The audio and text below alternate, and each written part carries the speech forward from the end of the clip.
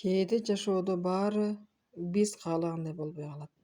Бир нерсеге тынчсызданып, эмне кылаарымды билбей калдым деп ойлойбуз. Бирок момун адамдын эң чоң күчү баардык нерсени Аллага тапшыра билүү.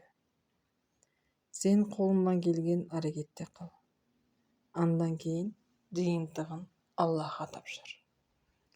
Анткени Аллах сен билбеген нерсени билет. Сен көрбөгөн жолду көрөт. Сен үчүн эмне жакшы экенин билет. Аллах Таала билүүчү, көрүүчү, угуучу зат.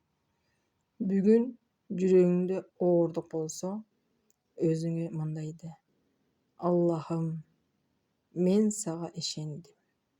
Ишимди сага тапшырдым. Мен үчүн эң жакшы болгонун насип кыл. Кээде биз каалаган нерсе дароо келбейт.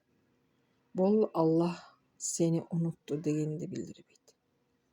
Балким Аллах сени даярдап жаткандыр.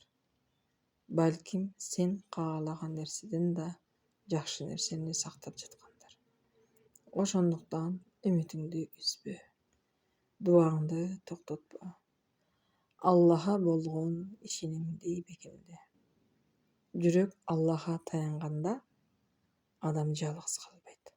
Бул сөздөр сизге керек болсо сактап коюңуз жана жакындарыңыз менен бөлүшүңүз.